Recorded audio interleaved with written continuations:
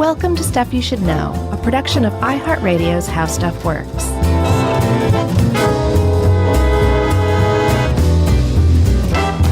Hey, and welcome to the podcast. I'm Josh Clark, and there's Charles W. Chuck Bryant, and Jerry's out there somewhere, and this is Stuff You Should Know, million carat plated gold edition. Gold plated. Isn't that what happens? Like if you put a bunch of gold together, it means more carats? I think so. I'm afraid to doubt you, though, because I had a movie crusher say that all I do lately is say you're wrong to you. What do they mean lately? I know. I don't know. They must be a newcomer to the podcast. It's slightly distressing. It says Josh is all the time lately. Josh makes really good points, and all Chuck does is poo-poo it by just saying, no, you're wrong. It's like, has that even happened once? If it makes you, I'm sure it's happened more than once, but if it makes you feel any better, I haven't noticed. And that's what really counts, don't you think? Yeah, I guess. Although there are like 1 million plus people listening, so I guess their opinions count as well. You're wrong. Oh, man. You know what's funny is I didn't even see that coming, Chuck. Oh, see there? Yeah, that was good stuff. And I almost just said the S word. That was good stuff. You're wrong. It was mediocre. Let's just do this for 45 minutes. Yeah, no. Let's do a real podcast episode. This is interesting. All I could think about was heist movies. Oh, really? I don't know what I thought about. I think I was kind of stuck in the 30s. I just thought of everything as kind of old-timey and quaint. Sure. You know? All right. Because it's kind of in a way where the story really kicks off the story of Fort Knox, in case anybody's listening and didn't check the title. Oh, I thought we were doing an episode on the United States Bullion Depository. Buddy, that is the same exact thing in a lot of ways. But actually, they're different, too. Let's talk about this, right? So but for anybody who is outside the United States, and I would wager that a lot of you, I'd wager all the gold in Fort Knox, that a lot of you are very familiar with Fort Knox, because it does seem to be kind of like this world-famous place where the United States hoards its gold, and it's just totally impenetrable, so don't even try. But there's also like a lot of conspiracy theories too, that there's no gold in there. And we'll talk about all this and why there's gold in there too. But I feel like we should at least give like a background on Fort Knox and the ins and outs of it, don't you? Yeah. In 1903, this is where it all started. The U.S. Army said, you know what? I think we need some training ground out here in Kentucky, in West Point, Kentucky. And everybody said, why? Yeah, I don't know. Good as place as any, I guess. Okay. And they used that area. They got a few counties to kindly hand them over some land, and they used that area for training and stuff. Made it a permanent training camp in 1918, and then named it after Henry Knox, a Revolutionary War officer, as Camp Knox. And someone very quickly said, that doesn't sound at all tough. It sounds like children belong here, and people are roasting s'mores. So they said, that's what I was going to say. How about Fort Knox? It seems like all the best forts started out as camps. Yeah. So they said, sure. In 1932, it became officially Fort Knox. Right. Nice one.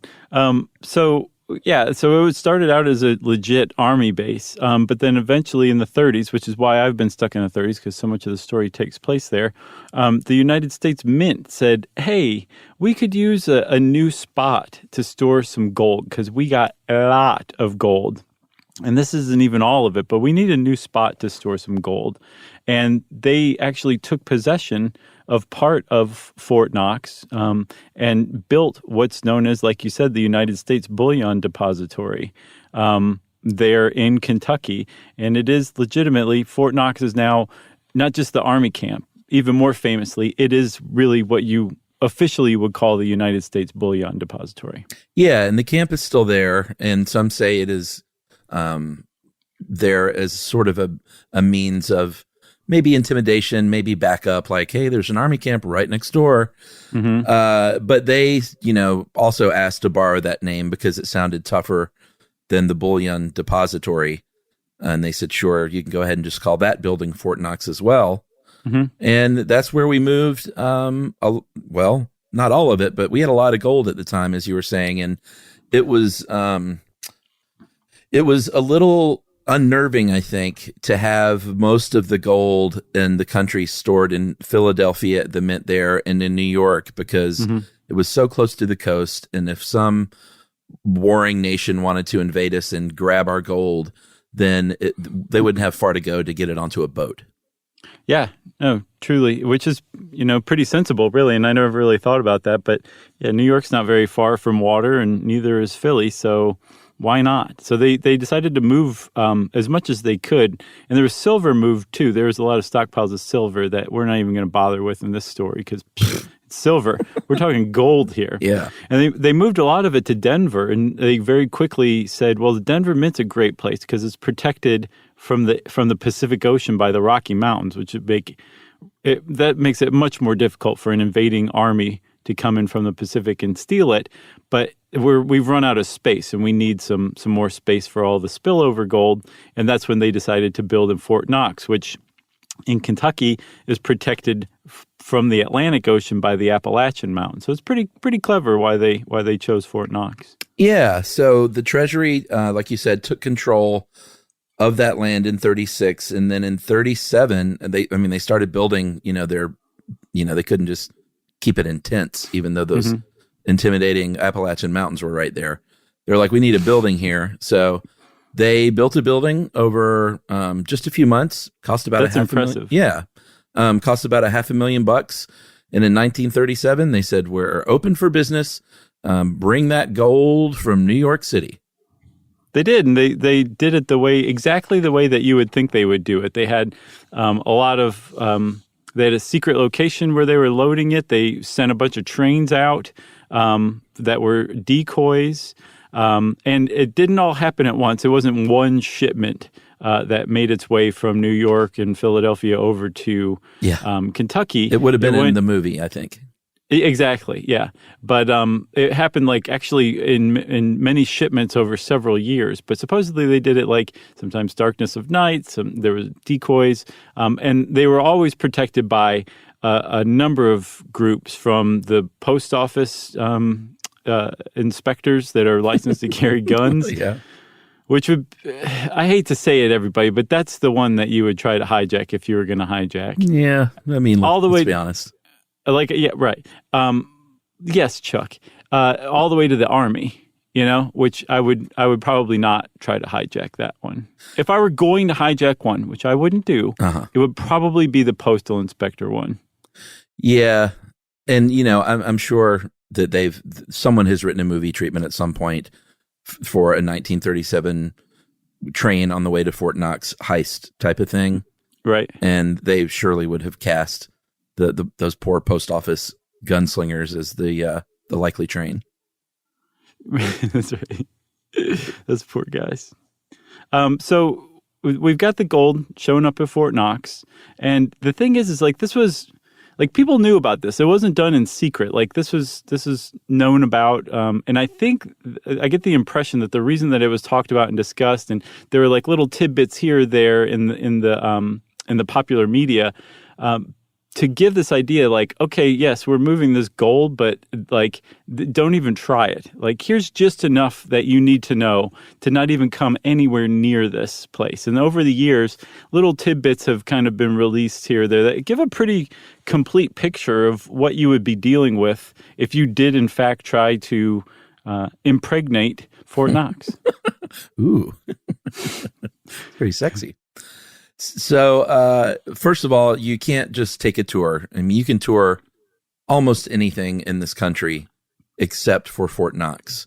Even if you're a sitting congressperson, the chances are you're probably not going to get a tour. Yeah. If Ed is correct here, who helped us put this together, there have only been 3 official tours. Is that right? Yeah, that's what I saw. So there was one from FDR himself, which is pretty understandable. Sure. There was one in the 70s, which we'll talk about, which made sense, but it was a congressional delegation. And then I think in 2017, Stephen Mnuchin and a delegation toured it. So there's at least 3, but those are the 3 that we know about. There may have been more, but I would think they would kind of publicize that, because the whole point of being a delegate to tour Fort Knox is to basically reassure the public there's a lot of gold in there. Don't even worry about it. Yes, the gold's there. That's pretty much the reason why anybody gets a tour of Fort Knox. I wonder if they let FDR in and just to say, hey, you might as well just urinate on this gold in person because that's what you're about to do with policy. That's probably what happened. We'll get to that later with the gold standard. And of course, you didn't urinate on it, even with policy. You don't know. You can't ever tell with that FDR. So here's a bunch of things. And this next bit is going to be just sort of a lot of the facts and figures that we know and we've gleaned over the years. Some comes from official releases. Some comes from an old 1930s issue of Popular Mechanics, which is kind of cool. But should we take a break first? Oh, sure, man. I think that's a great cliffhanger. All right, great. We'll be right back.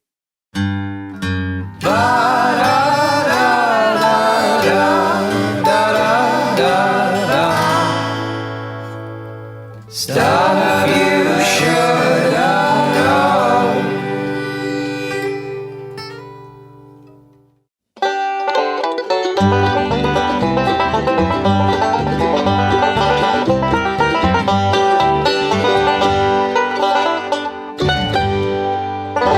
All righty. So we promised you stats and figures about Fort Knox. And 1930s issues of Popular Mechanics. I know. How's this for you? The vault requires, of course, multiple people to open it up. And each person, nobody knows the entire combination. Each person it knows only a part of it. And even if you got it open, there's a 100-hour time delay lock. So you got to wait. If you have them at gunpoint and you force them all to open it, you got to sit around and wait for 4 days, no matter what. That's my favorite one. It's pretty great. That and the fact that it's really just artificial intelligence from the future is the only one that has the entire combination in its possession. What else?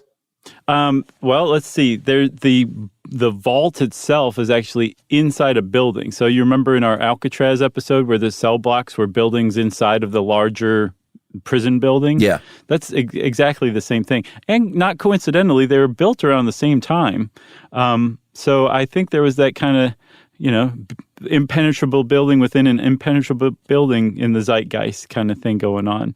And the only place the vault and that building are connected is on the floor, but don't even think of coming up from under the floor because the flooring is 2 feet thick of granite. Which you are not going to get through, even if you successfully dug under. And I'll just go ahead and tell you why you would not be able to successfully dig under the building from the outside is because you have barrier after fence after razor wire separating you from the building. There's a huge blank field around the building, so it's not very easy to kind of walk up to it. And they apparently have said that the field around the building is a minefield. Yeah. Which means that they apparently studied cartoons to design Fort Knox, which I love. They're like, what would Wile E. Coyote do? Exactly. Yeah, it is. I mean, it's definitely worth Googling like an aerial image of this building. It's pretty interesting. I mean, it sits out in the middle of nothing. In this big flat area, and there's like a circular driveway around it. And, it's made of what you think it's made of, which is granite and concrete and steel. They said that the walls are also 2 feet in thickness, and inside those walls are fabricated steel coils that are so closely smushed together that they say a human hand can't even get between them. Right. So you need a baby. Or a child. Yeah, you need a baby hand. So you got to bring a baby. You have to bring diapers and food to last the baby 4 days until the time lock opens. Oh, yeah, of course. Don't forget a gun to hold people off with. Yeah. And probably some people you don't like to send through the minefield to clear a path for you. Yeah, and you got to get one of those diaper genies to put the diaper in. Otherwise, it's just going to smell in there. Oh, man, it would smell so bad in that little building. Here's another cool thing. Well, the whole building isn't huge. I mean, it's not small. It's 10,000 square feet, but it's not, I don't know. You think of Fort Knox and you think of something the size of like a maximum security prison or something like that. It's not huge, but the building inside the building, so the vault inside has an 18-inch space clear on every side, and they have all these mirrors everywhere. And of course, now they have real cameras. I guess this was from the Popular Mechanics pre-camera. You just use mirrors to make sure that you could see every square inch of this thing. Yeah, so if you did somehow manage to get inside the vault, the people whose job it is to watch the vault would see you immediately. And they Postal would Service workers? Yeah. They would just start, lobbing dead letter office packages at you until you got annoyed and left. And of course, there's heavy artillery. There are 4 corner machine gun turrets, essentially, on the outer building. Just looking down on that. So I'm sorry, I was confused. Is that on the outer building or is that part of the vault? I think that's outside. No? Okay. I don't know. I couldn't quite tell. I didn't see it outside. Did you see him outside? Well, I didn't see any really close-ups. Everything was kind of an aerial. Mm-hmm. And I did see what looked like corner turrets, but maybe they are inside. Okay. I don't know if I'd be shooting up machine guns inside a granite room.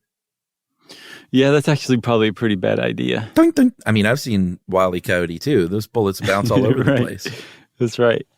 So you've also got a door to contend with. So far you've got 2 feet thick everything to get through, which means that your best bet is to go through the door because rather than 24 inches, it's only 21 inches thick.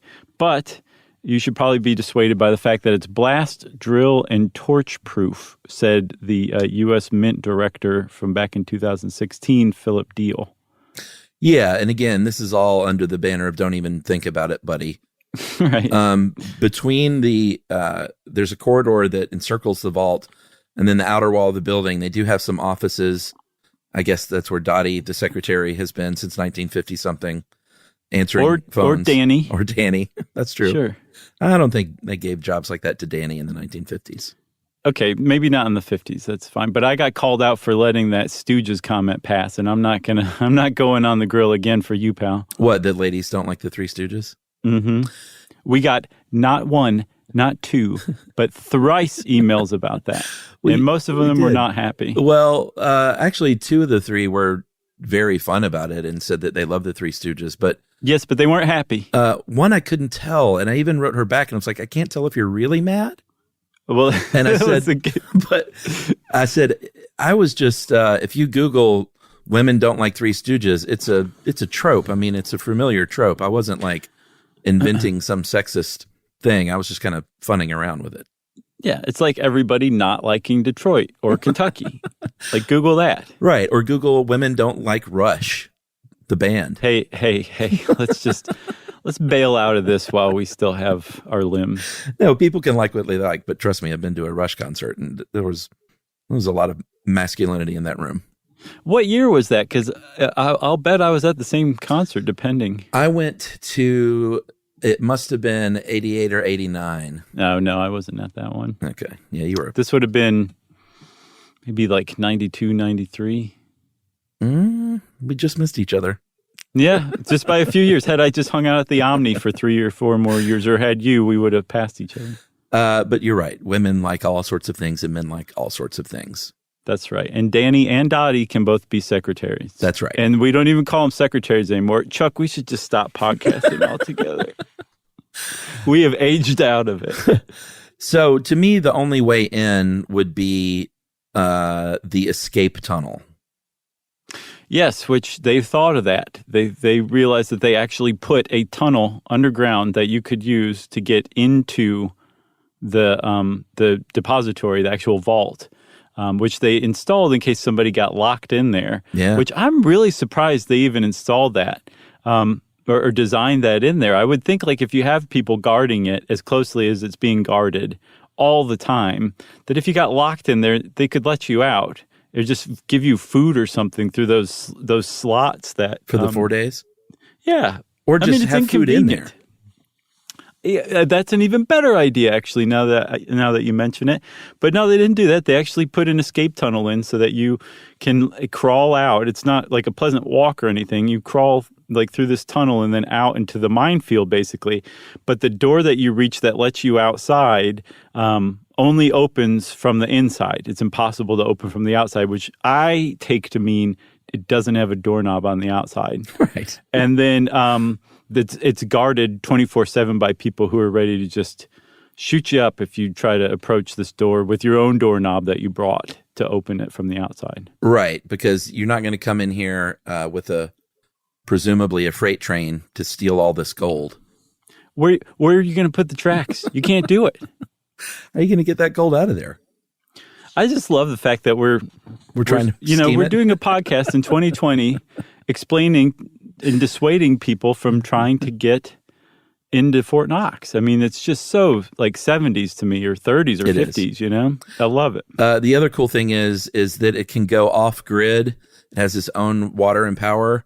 So if you know, in the movie version, of course, once again, I would think you would try and knock it off the line somehow, get those cameras down, but they say, no. We have those generators.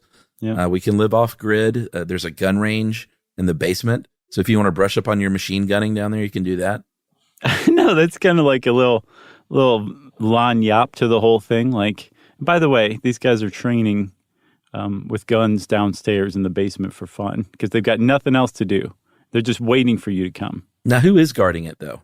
From what I understand, they're Treasury agents, right? Yeah. And the Army can be called in if needed because, again, it's like right there. Yeah, the U.S. Mint Police Force. Yeah. Which I imagine is it's probably a pretty cool gig to have. I don't know where they would have come up, but I swear we've mentioned that they exist before. It seems familiar to me. Have we done this all before? No, we haven't done this one, but we have talked about money and currency before. Yeah. And I feel like that's where we're at. Don't you like that maybe we should talk about the gold itself? Because, I mean, yes, it's cool that there's a 21-inch blast door and there's a door that only opens from the inside in the escape tunnel. But I think what everybody's really fascinated with as much as anything is the fact that there is a lot of gold inside of Fort Knox. Yeah, and this will kind of hit home, too, if you've ever seen movies where you're bringing gold out of a place in a duffel bag. Those gold bars weigh almost 28 pounds a piece. Just one. Yeah, just one of those things. So if you see people throwing them around in a movie or putting 10 of them, 15 of them in a duffel bag and slinging it over their shoulder, that is not realistic at all. They're 7 inches long, 3 5/8 inches wide, 1 3/4 inches thick, and weigh 27.5 pounds each. Yeah, or 400 troy ounces, if you know what that means. I have no idea. And I think it's, about 10, 12 kilos a piece for those of you who aren't listening in the U.S. And the weird thing, I didn't realize this, but as far as the Treasury is concerned, and to me this really kind of goes to demonstrate like how little the actual value of maintaining this gold hoard is, that just for bookkeeping, they assign an arbitrary value, the statutory value of gold, it's what it's called, at $42.44 an ounce, so that they can keep track using that dollar amount of how much gold is in Fort Knox, rather than tracking it as it relates to like the international gold market. Yeah, and so I did the math this time. I did too. Let's see if we can come up with the same Okay. figures. So supposedly there are 4,600 metric tons of gold. Which, by the way, is about 2.5% of all the gold ever mined in the world in human history. That's pretty impressive. And if we're just going, I want to make sure we use the same numbers here, 4,600 metric tons, and use that 42.44 cents per ounce. Okay, I did it differently, but let's see if we came up with the same figure. Well, what value did you use? Oh, no, you go first, Mr. You're wrong guy. So using the statutory value of gold that the U.S. has set, I came up with $6.8 billion worth of gold. Close for mine. I used a different method. And this is one of the great joys of math, is there are different approaches to the same problem. What did you do? I took that 4,600 metric tons of gold and divided it by pounds, 27.5 pounds. So I came up with the number of individual bars. Then I multiplied that number of individual bars, which is 368,773 bars, by that $16,888 per bar. Okay. I came up with in the neighborhood of $6.256 billion worth of gold. Well, first of all, there's a psychologist that's listening to this that is really looking at what that means for both of our personalities. For sure. It's got to say a lot, you know? Are you sure you use metric tons and not just tons? Yeah, I did pound to metric ton conversion. You know how you can go on the internet and just say pound metric ton and like it brings up a little conversion thing for you? Yeah, I was just making sure because at first I didn't do metric ton and that was different. And you did a short ton? I did a short ton and that came to about 6, closer to your number. Oh, okay. Yeah. No, I actually rounded a little bit because I was like, what the heck is that when the total came up? Uh-huh. So I went back and redid it, and I didn't feel like plugging in all the same numbers, so I rounded it a little bit. What I did was I just took how many ounces are in 46 in a metric ton, multiplied that by 4,600, and then multiplied that by 4,244. Right. Well, I propose that we move along because I just suddenly realized there's probably people whose like their fingertips have dug under their eyeballs. They're in such agony hearing us discuss math like this. Well, what's important is that the Fed in New York actually has more gold in their Manhattan vault, which was in a movie, 6,000 tons of gold. That would have been Die Harder? Die Hard 3, I believe. It may have been Die Another Day? I don't know. But it was a good one. That was the one with Sam Jackson. Yeah, that was pretty good.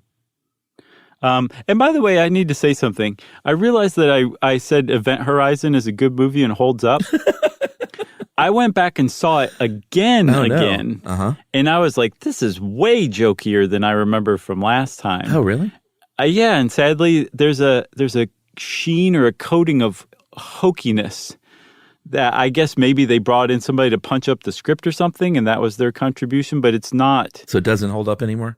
No, and it's a great galactic Lovecraftian horror movie in concept and in some parts, but no, it's unfortunately rather hokey. I'm a little gutted to say that, as our British friends would say. Maybe you should watch it again in like 3 years, and it might be back on track for you. I will. Maybe you never know. Maybe it's me that's the problem. Well, taste waxes and wanes. Yeah, that's true. That's true, Chuck. There's some other stuff in Fort Knox, and there has been other stuff through history in Fort Knox because it's just a great place to keep stuff if you don't want to lose it or have it stolen. They have some rare coins in there. These are coins that were not released to the public. They may have been promotional coins or test pressings. And so there's some of that stuff, including the Sacagaway dollar coins that flew on the space shuttle. Is that funny? Yeah, that's Sacagawea. Yeah, that's like the American bastardization. It's Sacagaway. Oh, well, maybe we should keep this in. Okay. Because I've never heard anybody say that. I really thought you just mispronounced it. Other people say it like that? Yeah, I think it's one of those things where like the native pronunciation is Sacagaway and Americans were like Sacagawea. No. Oh, my God. I've got so much egg on my face. Maybe we won't keep this part in. You have to say it. You said it wrong, though. You have to be like, that's wrong. That's wrong. Okay. Thank you. So it is Sacagaway, huh? Is it Sacagawea? I think it's just Sacagaway, and I only learned that from Ken Burns. God bless Ken Burns, America's his teacher. Haircut, and you, man. Thank you for setting me straight in front of a million people. Let me see here. A 1933 gold double eagle $20 coin. That's kind of cool. Yeah, sure. There's an aluminum penny, an aluminum penny from 1974, which I'd love to see that thing. I would too, but it just strikes me as a little sad. Sure. There've also been, because Fort Knox is just so well known as this impregnable place, and it really is, legitimately, you cannot get into it no matter how hard you try. It's actually served as the storehouse for some like truly valuable stuff. Like the Declaration of Independence, the Bill of Rights, the Gettysburg Address, a Gutenberg Bible, the Magna Carta. Actually, during World War II, England's like, hey, can you hang on to this for us? Because the Germans are really like up our butts right now. That's kind of cool. Yeah, so we held that at Fort Knox during World War II, which is, that's just fascinating, to the idea that some secret service agent traveled secretly with a bunch of these documents from Washington, D.C., and put him on a train out to Kentucky to go to be held in Fort Knox during World War II. I love it. That's really cool. And that was temporary, I think. Didn't they return them right afterward? Oh, yeah, for sure. Apparently, they dedicated the Jefferson Memorial in 1943, and they're like, we need to get the Declaration of Independence out there. And they found out that the guards were using it as a placemat to eat their dehydrated foods. No, they'd swapped it with something that they only use crayon to forge. Kept the original themselves. So should we break now before conspiracies or wait and break before gold standard? We'll break now, and I'm not 100% sure I'm going to be able to come back from that Chicago way thing. Okay. So it might just be you when we come back from break. No, never.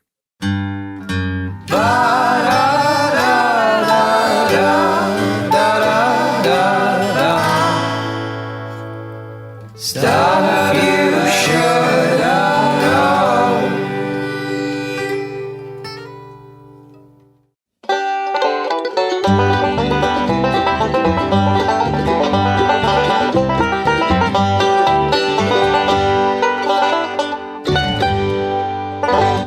Okay, Chuck, so one of the favorite things Americans love to do is to suggest, quite seriously in a lot of cases, that there is no such thing as gold in Fort Knox and that there hasn't been gold in there for a very long time. And if you went there and you saw gold, well, you're a fool, because the best possible scenario is that you saw something like tungsten that was spray painted or plated in gold, and that the gold in Fort Knox is not there and hasn't been there for a very long time. And not only that, it was sold for the most nefarious, outrageous purposes we can possibly come up with.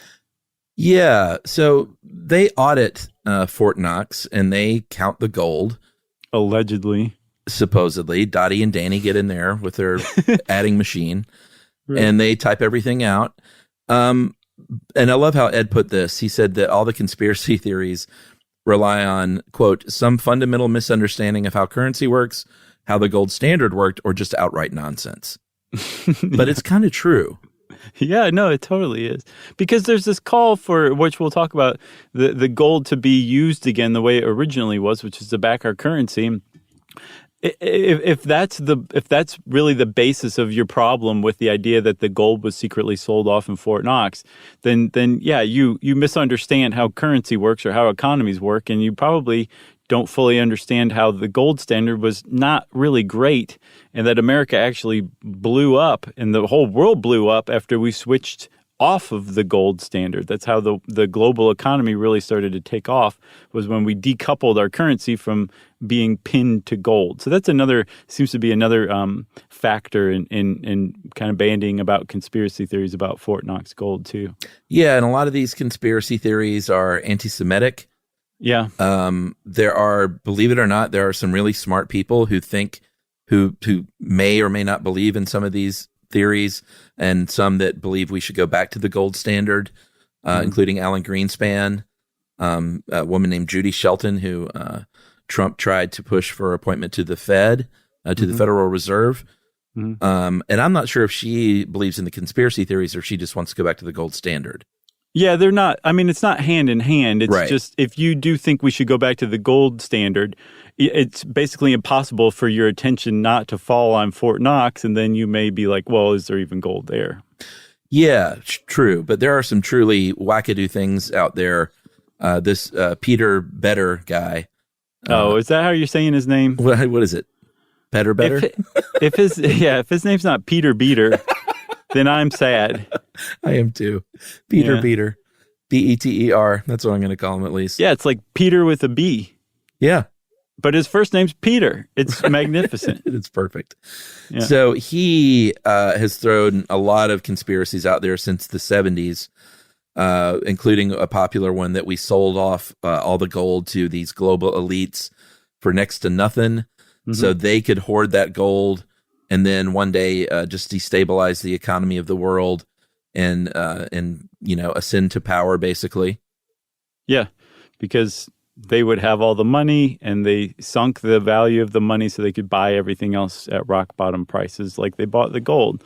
Apparently this involves the Rothschilds, which automatically makes the whole thing anti-Semitic, because the Rothschilds started out and are still around as far as I know, as a Jewish banking family many, many centuries ago, and rose to power and wealth pretty quickly, and actually had a huge role in a lot of world affairs, like were able to bail out entire nations like France after they went into debt over war.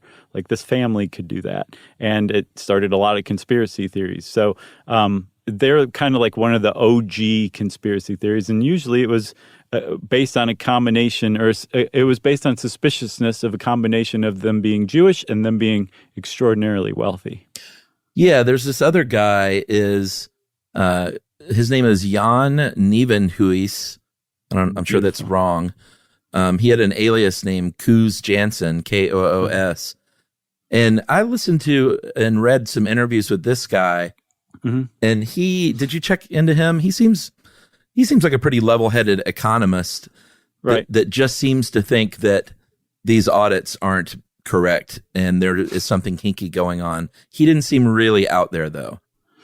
No, but it seems like a case of paying too much attention to details and starting to see things that aren't necessarily there, or if you do turn up a discrepancy, assuming that it does reveal some larger plot rather than just being a mistake or an accounting error or somebody forgot to carry the one. Mm-hmm. That's my impression. I could be wrong. I don't know much about Koos Jansen.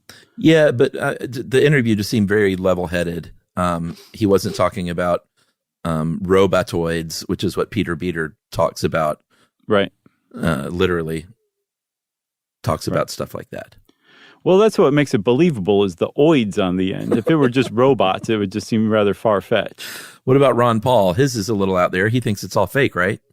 So Ron Paul, I can't tell if Ron Paul is the source of a lot of this or was an amplifier for a lot of it, but he's tapped into or is part of one of the larger kind of followings of conspiracy theories as far as Fort Knox is concerned, which is that either, like I was saying earlier, there's either no gold there, really, or the gold that is there is fake, and the real gold has been sold, and that the U.S. has been doing this for a very long time for all sorts of uncertain reasons, like that, and that usually these days that China's been the big recipient of cheap gold, and maybe we've been doing that because if we sell China a bunch of cheap gold, it will actually keep the dollar low and will strengthen our exports.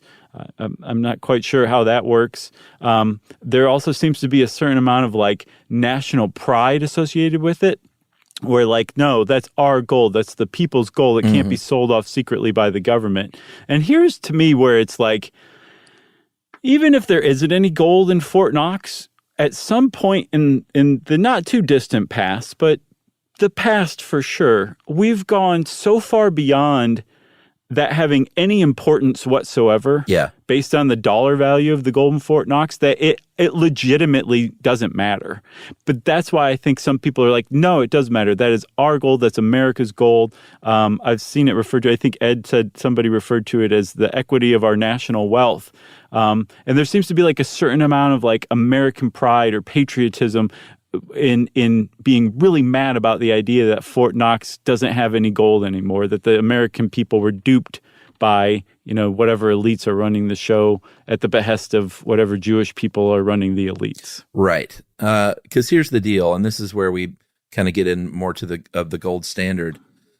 And we talked about this in currency and how both of us are kind of consistently blown away that all money is just something that everyone has agreed on has value. Yeah. And that's which we've been doing the power forever. of it. Yeah. Since there has been little ingots and trinkets. Yes. As long as you agree, I mean, it could be it couldn't be a stick. It has to be something that you can't just go out and forage, although you can with gold, which is a problem. Well, yeah, you can. I mean, like think about wampum. That was extensively used in, I believe, the Pacific Northwest by more than one tribe and nation. Wampum they were like little seashells that you could go and collect if you wanted to, and they were considered valuable currency and were for a very long time too. So it could conceivably be a stick as far as humanity's concerned. Right, but in our case, in the case of paper money these days, it is we've had to make it incredibly hard to recreate and counterfeit. You can also listen to our counterfeiting episode. But what really struck me kind of with that thought experiment this time is that gold really doesn't have much value either as a commodity. It's nice for making pretty trinkets, but they use it in some electronics and stuff like that. But we've also just sort of agreed that gold is valuable. And the only thing that really has true value is food, air, and water. If you think about it, and love. Mm-hmm. And the irony is that we're doing our best to kill all that stuff away. You know? Oh, Chuck. The stuff that really matters, man. Bravo. I want to give you a hand to help you down from your soapbox, and I'm going to put a king robe around you, okay? Okay. Is it gold flecked? It's gold flecked, and it's got like the little white leopard like collar. Okay? Yeah, whatever that is. You look great in it. That was wonderful. No, it's just so funny. These things that we've agreed have value really don't. And the things that really truly have value are really just the things that keep people alive. Right. But even like taking that hippie stuff out of the equation, there was a time where people said, no, gold actually is valuable. People have valued gold for eons now. Like it's one of the first things humans agreed had inherent value, even though it doesn't really have inherent value. Because it was shiny. Yeah, and so it made sense that we would say, okay, gold's really hard to lug around, and like you don't want to actually trade gold. How about we make paper that represents a certain amount of gold? And so that's kind of where we got paper currency in the world, and that's what we've been using for a very long time. But over time, the problems, the issues that can arise from pinning your currency to gold, they became apparent. For one, you're limited to the amount of gold that exists in the world, which is substantial. I mean, all the gold in Fort Knox is only 2.5% of all the gold that was ever mined. So there's a lot of gold in the world, but that's a finite amount, which is why some people are like, yeah, that's why we should pin our currency to gold. It prevents it from getting out of hand, and you can't just print however much you want. The problem is it's like you were saying, like with a stick, you can go in the forest and go get a bunch of sticks. Conceivably, you, a private company, could go mine a bunch of gold that you found. You found a hoard, and you can mine it, and that will affect the value of not just gold, but of entire national economies and the global economy as a whole if everybody's pinning their currency to gold. Yeah, and the thing is, it also, like if your economy is backed only by gold, it's really tough to make adjustments to the economy as a government, which is something as things have become more complicated over the years with finance throughout the world, we've relied upon. And I don't even think we even mentioned that the reason we did this to begin with is because when we first had the idea of paper currency, people were like, nah, I don't trust that at all. Like coins that people were kind of used to because they'd been using trinkets and ingots and coins for many, many years. But when they brought out paper dollars, and part of this was because, understandable, because private banks, and I think we talked about this in currency, and especially in the South, pre-Civil War South, there were all kinds of values for their paper currency, so none of it really meant anything. Yeah, a bank, a company, a town could print their own money. There was no federal monopoly on printing money in the United States until sometime after the Civil War, I think. So people just said, yeah, we don't like this paper currency thing. So we came along and said, all right, well, what if we back it by gold? And in theory, all the money has a real gold value attached to it. And you can even come trade it in for gold if you want to. Right. So that's how we went forward for a very long time. And then kind of slowly but surely, we started to move away from it, particularly starting in 1913, where the Federal Reserve was established, which a lot of people, especially ones who think we should go to the gold standard and people who think that we shouldn't have, or that there's no gold in Fort Knox, believe kind of ruined the world when we established the Federal Reserve. And one of the first steps it said was like, okay, we need to maintain 40% of the value of all of our currency in circulation in gold as a country, which was a lot different from 100%. Yeah, that's a huge amount of money that can now be printed. And more money that's out there, more things can be bought because that money can be traded for services and goods, and you can employ people with it. And all of a sudden, your economy can start getting bigger and bigger and bigger, and that's exactly what happened. And as that became more and more evident, we started moving further and further away from the gold standard. Yeah, and like I said earlier, kind of joke that Roosevelt, they allowed him to urinate in person on the gold. Right. He really led the charge in the 30s because of World War I and the Great Depression, and said, you know what, we really kind of need to get away from this gold standard officially, and I'm going to take a series of actions weakening that link between gold, dollars being backed by gold, and you can't exchange it anymore, everyone, so don't even think about that. And not only that, you can't hoard gold. Like we basically want all the gold, and we want to hang on to it. Yeah, and so for a very long time, the only reason people maintain gold, or countries maintain gold, or the United States maintain gold, was to pay off foreign debts if need be. And then Nixon said nuts to that in 1971. And from that moment on, the United States currency and economy was decoupled from gold and has been ever since. And you can look, I'm not a Rothschild robotoid. I just believe in progress, basically. And if you go back and look at the world economy and the United States economy since 1971, it's made some pretty impressive gains since then. And that's largely due to decoupling from gold and being able to print money. Now, that said, and this is an entirely different podcast that I think we need to do sometime, there are massive problems with paper money, sure, paper currency, what's called fiat currency, or a fiat system of currency, where by fiat, by proclamation, we say our currency is worth this amount.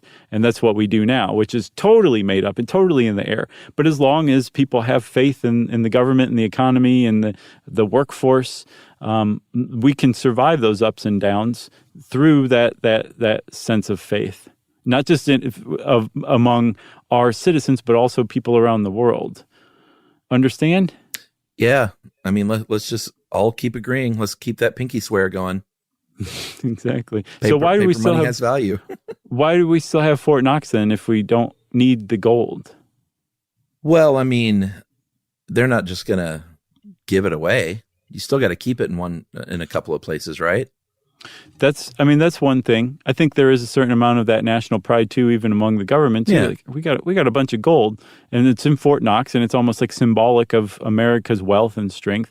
One thing I did see is there are like lots of other countries have lots of other gold hoards themselves, and although the gold market is basically separate, it's like its own thing. That's it responds and reacts to the stock exchanges and other markets, but it's not entangled with it. It's its own thing. So really, if you released a bunch of gold, you're really going to mess with the gold market, but it's going to have a ripple effect through the world, in the other markets in the global economy. So it would be really foolish to release a bunch of gold onto the market for the U.S. to sell, or any country to sell its gold hoards off. It would be a real big problem that you don't need to have. It's easier to just keep the gold in Fort Knox instead.